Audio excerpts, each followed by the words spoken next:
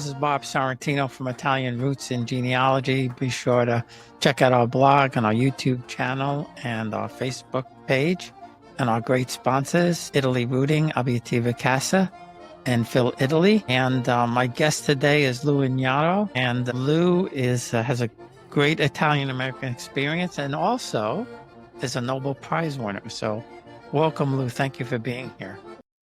Well, thanks, Bob. It's certainly an honor and a pleasure to be here. Thanks for inviting me. Oh, the honor is all mine, believe me. So I certainly want to talk to you about the Nobel Prize for sure. But what's your Italian background? Where did your family come from in Italy? Well, my father was born in Napoli, actually in Torre del Greco, which is a suburb of Napoli, and my mother was born in Sicilia, but one of the small Aioli Islands just north of the mainland, and the name of that tiny island is Panarea. So one was from Panarea, one was from Napoli, and they didn't know each other at the time. In fact, each one independently, the families moved to Brooklyn, New York. That's where they met in the 90s. They got married, and then I came along in 1941. That's great. And it's a good thing you came along for sure. But Torre del Greco. So I'll tell you two funny thing about Torre del Greco. Probably 40 years ago, my father told me that he had family in Torre del Greco. And we went there in 95 and we were going to Pompeii and we just saw the sign that said Torre del Greco, but I didn't know anything else. Well, fast forward to a couple of years ago, we were in Naples and my dad's first cousin, who's actually younger than me, long story there, he brought us to Torre del Greco to meet my father's first cousins that both in their 90s. And I never knew they existed. So it's interesting. And their last name is Piromalo. And it was, very, very exciting. Very, very exciting. So what year was it when your parents came? I believe my dad got here in the 1920s, and my mom got in the U.S., let's see, I think 1937 or 1938. Oh, so that's interesting. So she came in, technically, I guess it was 23 or 24. They weren't letting too many people from Southern Italy in after that. So, right. So do you know, how she got in under that quota system? Well, I think her dad, my grandfather on my mom's side, he always wanted to move to California to open up a grocery store or fruit market. He was a farmer in Panarea. And so all I know, and all my mom tells me, is that, they saved the money and the whole family, there were about 9 of them, I guess, moved to Brooklyn, and they were able to get in. And I think that was it had to be in the late 1930s because they got married in 1939. Yeah, that's interesting. And, I have a friend whose mother came, I want to say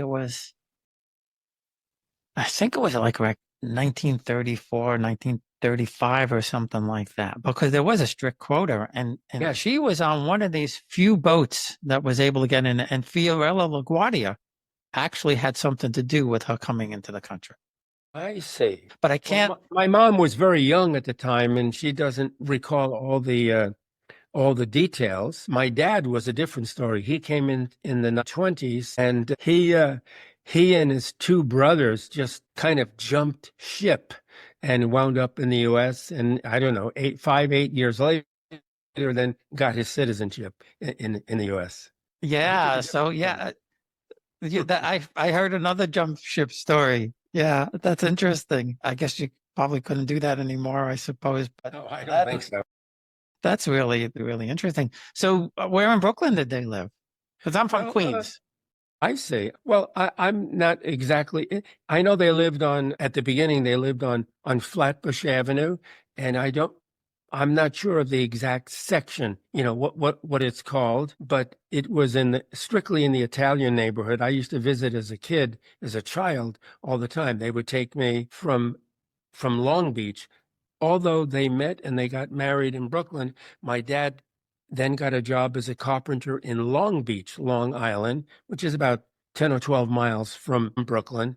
And so as a young child, they would constantly take me on the train to Brooklyn, to meet family, to have dinners and so on and so forth. And at that time, I mean, all of Brooklyn looked the same. It was not very pretty, a lot of bricks and mortar, but they loved it there. And that's another kind. My sister lives in Long Beach. Fascinating. We got so many kind of connections here. That's funny. We grew up in College Point in Hmm. in Queens, um, Right, right. and uh, my parents grew up in Corona. If you're familiar with where Corona is in Queens, Yes, that's but right. yeah, and that was all Italian. So when they were out in Long Beach back then, there probably wasn't a lot of Italians out there. No. It was literally 95% Jewish. There Right. were very few Italians. We were lucky. On my block, we had one Italian family, but my dad would never really talk to them because they were Barets, and you know how It's the about Italians eight. are. My mother's And side. you would think that all the Italians in Long Beach would talk to one another, but no, they had to be from certain places in Italy. And if they weren't, well, we weren't going to talk to you. That's the way my dad was. That's so funny. So another connection. I'm about age. Your father wouldn't be talking to me, I guess. Yeah, I know, and still out in that area, there's still a lot of Jewish. I worked for a lawyer in Far Rockaway when I was a kid. There was a lot of Jewish in Far Rockaway, and then the five Yes, towns, and that's right. uh, Of course, yes. I yeah, remember when I started dating at the end of high school, I kept looking for Italian girls to date, but they were pretty rare, and so I wound up dating Jewish girls the whole time I was there before I went away to college. that's really interesting. Two of my cousins married Jewish girls, and my one cousin used his sister-in-law's last name because his girlfriend's father didn't like Italians, and he was able to pass, I guess. So he used her. That's pretty funny. So now, where'd you go to school, and what got you into the medical field? Sure, I went to elementary school and high school in Long Beach, Long Island, which turned out to be one of the best schools in New York State. I did not know it at the time. I got interested in chemistry, actually, when I was in high school. And so I went to college. I went to Columbia College in Manhattan, where I majored in chemistry and pharmacy.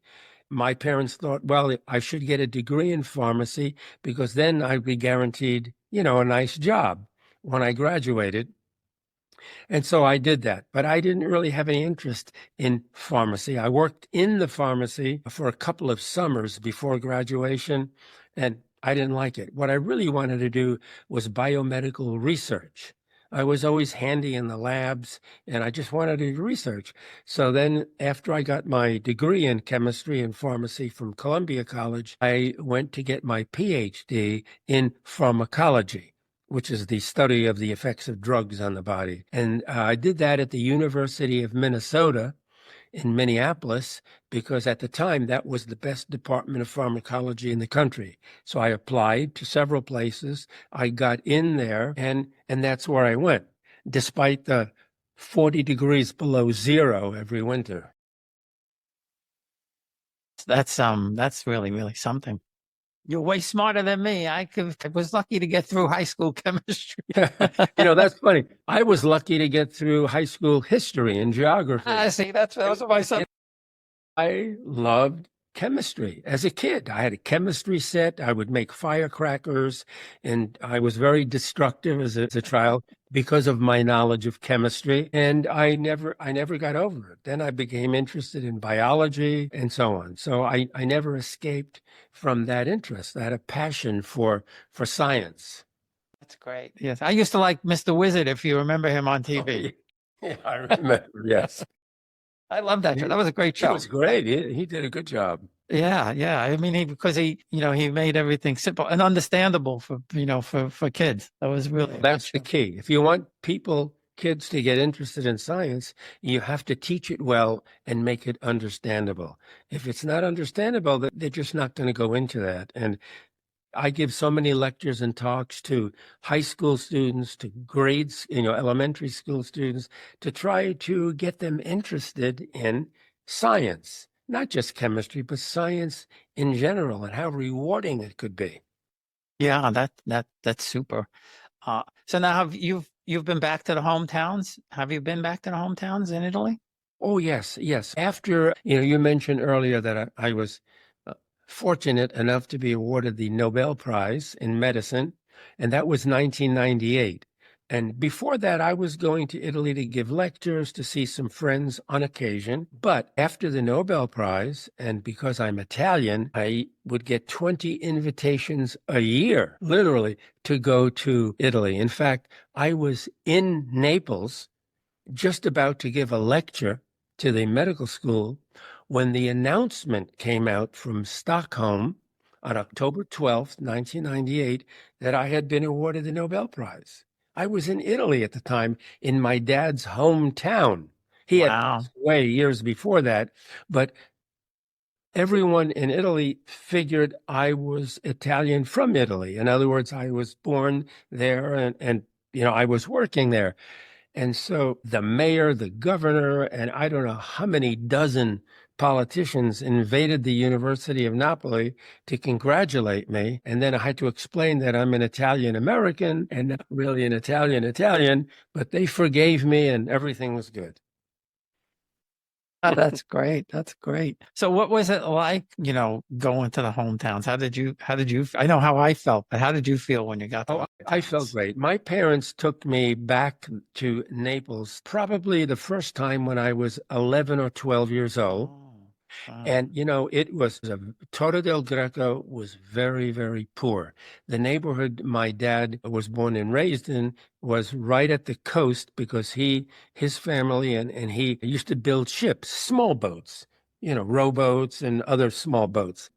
I remember when I went there, I wanted to come back home because, I mean, there were no regular bathrooms, there were outhouses, it was not clean. So I didn't appreciate any of that, and I stayed for 3 months, I guess, the summer, got back home. But then the next time, and I hadn't gone there then for a long time. The next time I went was after I became a scientist. I was doing my research. I got invited to go to Rome, actually, to give a lecture. And then I interacted with my relatives who I hadn't interacted with for a couple of decades. And that's when I appreciated Napoli because they showed me all around and I had the great food, Neapolitan cuisine, and I've been in love with Naples ever since. I've been there almost 50 times, five Wow. Wow. since 1998. Wow. Wow.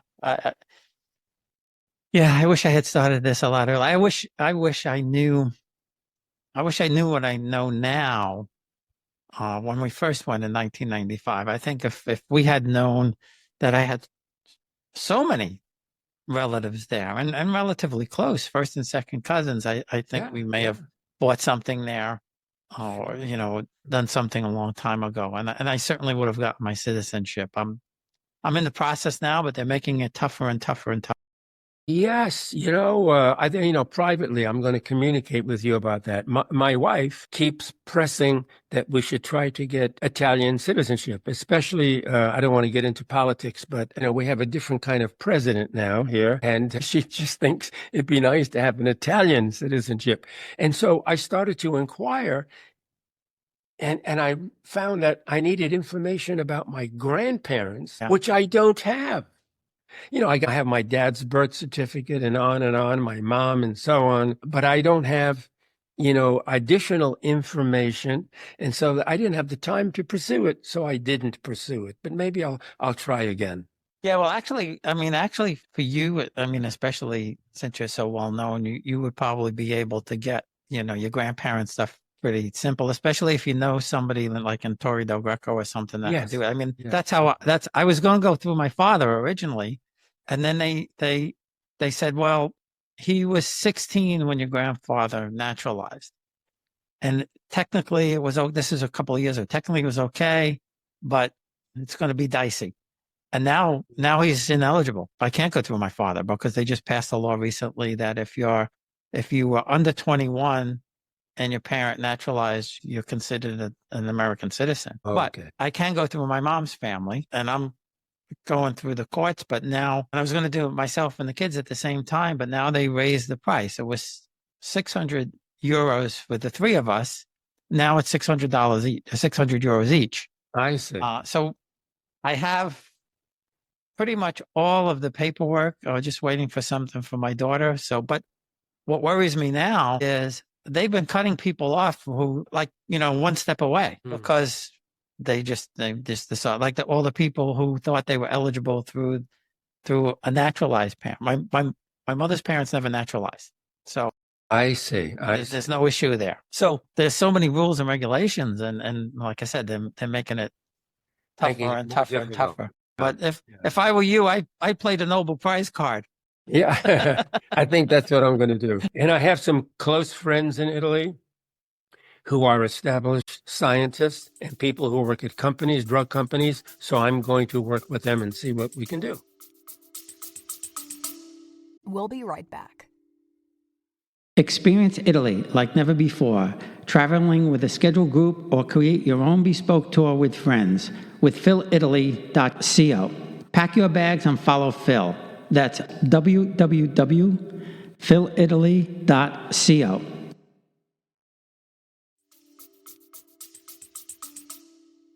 Yeah, and I mean I'm doing it now mostly for my kids and if they ever have any kids, so that they, if they ever want to go to school there or something. I mean, that's ridiculous how cheap it is to go to school there. Right. Or buy a house there. We were interested in buying a home, but it was very difficult. The obstacles we would have to go through were unbelievable. And so I just dropped it because, I didn't have citizenship. Well, I know somebody who could help you with that. I know a good friend, and they work they're in Calabria, but they work all over Italy. Calabria, okay.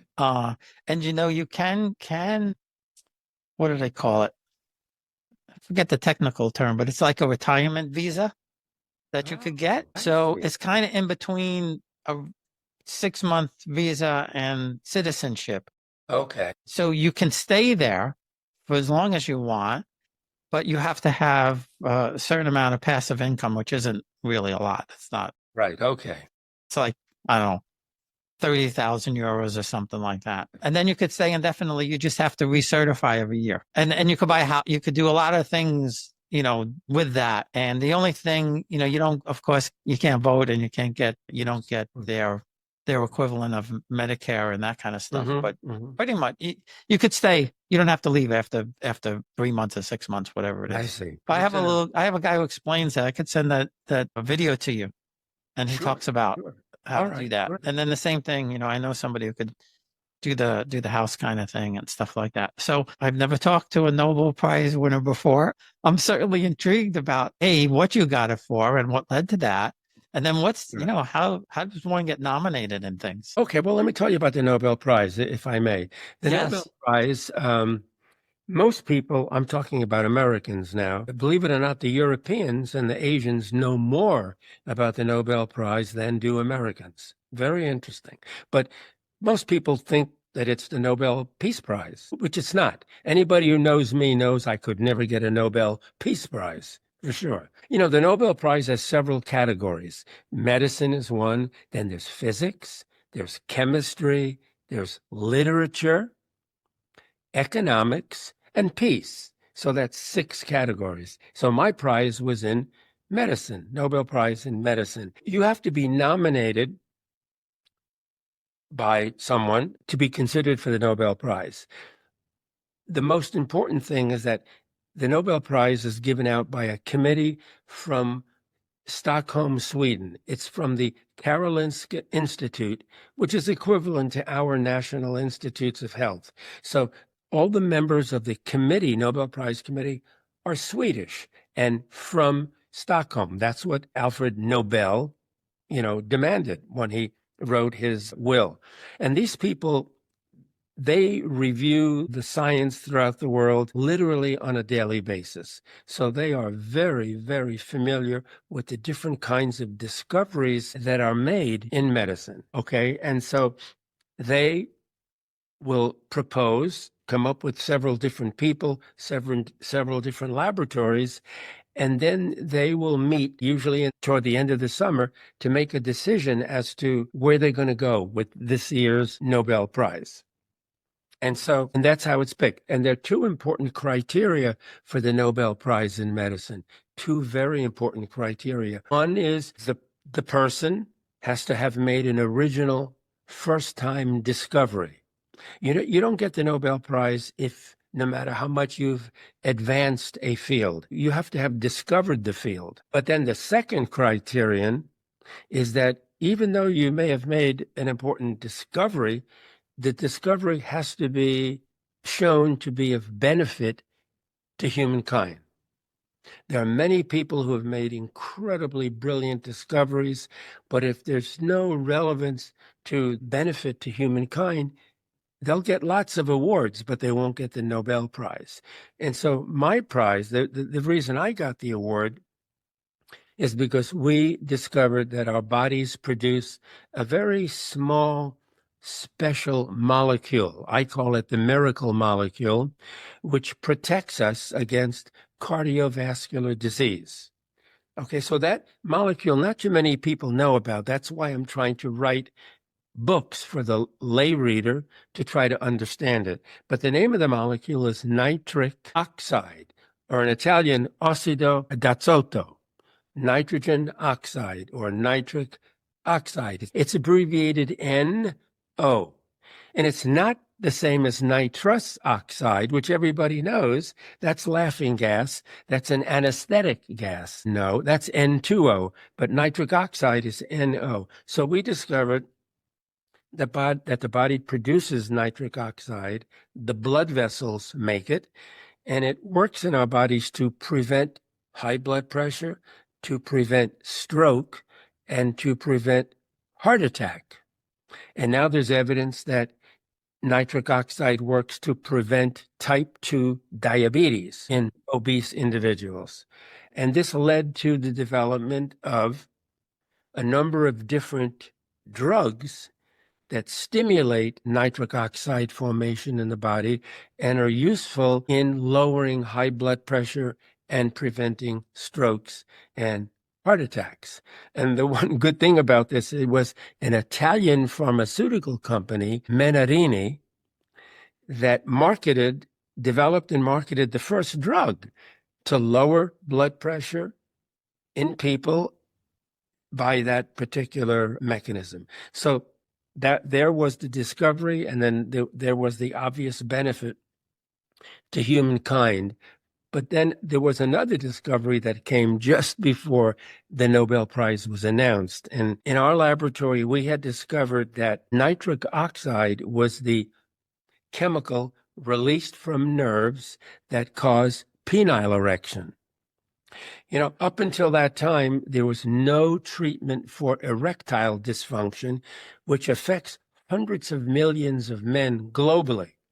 There was no drug available because we didn't know what caused the erectile dysfunction in the first place. So we discovered that the dysfunction is caused by a deficiency in nitric oxide. In other words, nitric oxide was not being released from the nerves that go to the erectile tissue in the penis. So once we made that discovery, a drug company called Pfizer looked at the research we did, and they developed Viagra. So I don't know if you know this or not, but I'm known certainly among Italians as the father of Viagra. And it's very interesting that it took an Italian to make that discovery. People always ask me, Professor Ignarro, have you ever taken Viagra? Will it work in normal men also, or do you have to have erectile dysfunction? And I would always tell them, I don't know. I've never tried Viagra because being Italian, I don't have that problem. Yeah, we don't need that. It was funny. 6 months after Viagra was marketed, that's when the Nobel Prize for nitric oxide and for me was announced. So I thought that was hilarious. And, I don't remember what contacts it was. If it was on television, but I just recently within the last couple of months heard about nitric oxide. And I don't remember, I can't remember where I heard it, but I did Well, hear it. because there are many ways to boost your nitric oxide, and one is to eat fruits and vegetables. One is to exercise. Physical activity greatly increases nitric oxide. This is why people who exercise are much more healthy than people who don't. And there's increased longevity in those people who do physical activity all the time compared to sedentary. So maybe that's where you heard it. And also you can buy, there's all kinds of supplements you can buy without a prescription that also very safely boost nitric oxide. And this has been shown to increase exercise performance and ability and endurance because nitric oxide increases blood flow throughout the body. And that's what you want when you're exercising. My Supplements was the result of that Nobel Prize work. my Aunt Mary, she was, well, I guess she was in her 80s or something like that. And they were giving her Viagra. Yes. For, I guess, I don't know if it was for blood pressure or prevent strokes, like you mentioned, or something like that. Yeah. A very low dose of Viagra can be very helpful in lowering the blood pressure and preventing pulmonary or lung problems. Many older people develop hypertension, high blood pressure in the lungs, and it's very difficult to treat. Nitric oxide is a great way to treat that, but it's difficult to administer nitric oxide because it's a gas. It comes in a cylinder just like oxygen or nitrogen, but you have to administer it under very special circumstances in the clinic. However, Viagra works by increasing the action of nitric oxide. And so it's been found that if you give low doses of Viagra to people with pulmonary problems, it works very well. Wow, it's incredible. That's incredible. So how long did it take in the lab to kind of put this all together? Well, I was working on other things, always working in the cardiovascular system. I was always interested, actually, in high school. You asked me earlier, way back, but I didn't answer the question. What got me interested in science? Well, when I was in high school, I could come home to my house in Long Beach, and I realized just by looking around and studying the neighbors around that many of them died at a young age in their 50s of a heart attack or stroke, but others lived until they were 80 or 90. And so I asked myself, why do some people get cardiovascular disease and others don't? So I would talk to my doctor, okay, and she didn't know. And then I went to another physician a couple of blocks away. He didn't know. Back then, this was the 1950s. They didn't even put together the fact that a bad diet or no exercise can cause heart attack or stroke. There was no knowledge of that. Incredibly, I still can't believe that.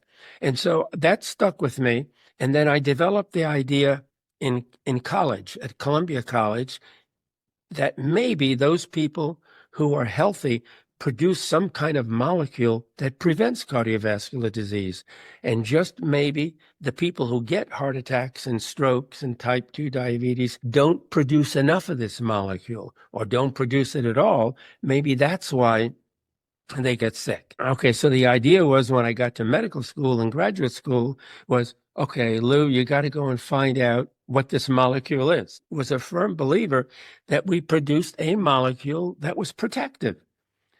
And so when I started my career, I kept thinking about it. Nothing happened. And finally, in the early 1980s, I had an idea about a particular molecule that might fit the bill. And in 1986 is when we made that discovery that molecule was nitric oxide. And so we published a lot of papers on that in 1986, 87, 88, and so on. And 10 years later, in 98, I was awarded the Nobel Prize for that work. So that puts it in perspective. Thanks for asking me that, because I had to go back and really think about how it happened. No, it's just amazing that you you kind of put all that together. The major reason I was able to put it together, Bob, is, and I tell this to all the viewers, especially young people, you need to be curious in life. Curious. I was always curious. I drove my mom and dad crazy. Does light travel faster than the speed of sound? What is the speed of light? Does the universe have an end? Why do our eyes see? And my mom would always say, keep quiet, go out and play. And my dad would say, good question, but I don't know the answer. Well, it's funny. I'm one of the people who actually grew up in my hometown. He's probably around your age, Dr. Visco. He was a cardiologist in Manhattan. Yeah. I believe it was his great-grandfather in Brooklyn, painted on the ceiling of the bedroom, medical books, microscopes, and told his kids or grandkids, I think his kids actually, that they were going to be doctors or pharmacists. He's got, there was a legacy of, I don't know, something like 30 of them all became doctors or pharmacists. It's incredible. He was his last job. I think he still teaches, but he was the head of cardiology in Metropolitan Hospital. I see. That's great. Another thing I wanted to share with you is that, people ask me, of course, what did your dad do? What did your mom do? How do they influence you? And I have to tell you, Bob, that neither my mom nor my father ever went to school, not even elementary school, not even kindergarten, zero. When my parents came over and I was born, the language I learned to speak when I was 3, 4, 5 years old was Italian. My English was terrible. My mom hardly spoke English. My dad did not speak English. When I went to the first grade, the teacher brought my parents into the office and said, listen, your son does not know English. He's going to do very, very poorly in elementary school. We got to do something about it. So my mom immediately stopped speaking Italian at home. She went to school, learned to speak English. She forbade me to speak Italian at home. And it took me 2 to 3 years. I struggled in order to be able to speak English. So the point I want to make here is your father or your mother, they do not have to be famous. They do not have to be doctors, lawyers, anything. You can do it on your own as long as you are curious and as long as you're motivated to want to go and do something. My parents were great because they motivated me. My dad did not want me to be a carpenter like he was and have bruises on his fingers and work 12 hours every day and make very little money. So he encouraged me to go on. And if I can do it, anybody can do it. Yeah, no, I think you're right there. I think you just, you need to have that. You need to have that drive. My daughter's, she became a nurse. She's doing in her clinicals now for psychiatric nurse practitioner. And I always knew that if she was able to get through the schooling part, that she would be really good. That she'd be really good because she's one of those people you could show them something once and she could do it. Great. Excellent. And so she was maybe a nurse for a couple of years, relatively new. And she was showing nurses that have been nurses for 8 years, 10 years, how to get blood out of somebody when you can't find the vein and things like that. Because some nurse, an older nurse showed her one time and she was able to do it. Again, a curious mind, and one thing builds on another and you become an expert. Yeah. And like I said, she was, I could show her how to ride a bicycle, go up and down the block once or twice, and she was riding a bicycle. Showed her how to drive a stick shift. She was able to drive a stick shift. 1, 2, 3. So one last medical question before we go, because you mentioned the nerves and stuff like that. Does that help with neuropathy at all? That molecule? Well, we know so much about the molecule. The problem is because this molecule, nitric oxide, is a gas. You see, it's not a solid like salt or pepper or whatever. It's a gas. No drug can be developed that contains nitric oxide. You have to take drugs that stimulate its formation. And it's been very, very difficult pharmaceutically to develop such drugs. Viagra is a great example, but Viagra works mainly in the erectile tissue. It has a selective action. Many people have been looking to see if Viagra could be helpful to treat dementia, Alzheimer's disease, because we know that people with Alzheimer's have a deficiency of nitric oxide in the brain, very low levels. We're convinced that if you have normal NO levels, you don't get dementia. So the question is, how do we develop a drug that where we can boost NO levels in the brain and protect against or treat Alzheimer's and dementia and diseases like that? And so I'm just keeping my fingers crossed that the pharmaceutical industry and scientists, I'm retired now, so I cannot work on that, but many of my friends are working on trying to develop drugs or treatments that can boost nitric oxide. But to answer your question specifically, yes, NO doesn't just lower blood pressure and prevent strokes and heart attacks. NO facilitates memory, learning, and information recall. That we know. We just don't know how to increase it in the brain yet to increase memory, information, recall, and so on. So I hope we can do that soon. That's fascinating. It's really fascinating. So anybody who, wants more information or wants to get in touch with you, or read some of your things, well, how would they get in touch with you and how would they reach you? I mean, they can always send me an email. You have my email. You can give it to them, or I can do it. I just published a book a couple of years ago called Dr. No, N-O, where N-O stands for nitric oxide. And actually, it's a memoir, like an autobiography. And it tells the reader all about my life, my upbringing, all the experiments I did that led to the Nobel Prize, and what you should do to boost your levels of NO. And you can get that on Amazon. It's just called DRNO, Dr. No. That would be the best way to find out about me. That's fantastic. That's really fantastic. Well, thank you so much. This has been really enlightening, and besides the Italian heritage information, the information on NO was fascinating, and you made it simple. Even I could understand it. Well, that's good. That's what I want to do. And, go Italia. That's what I have to say. Absolutely. Absolutely.